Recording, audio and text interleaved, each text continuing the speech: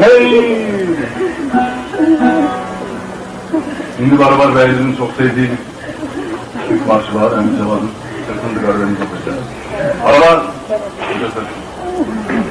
beyler, en azından beyimizin ruhunu karşısına göstererek ki, Üzgür'de de bir yerde oturmasa, en azından beyin toprağının karşısında, onun karşısında bir yerde oturur.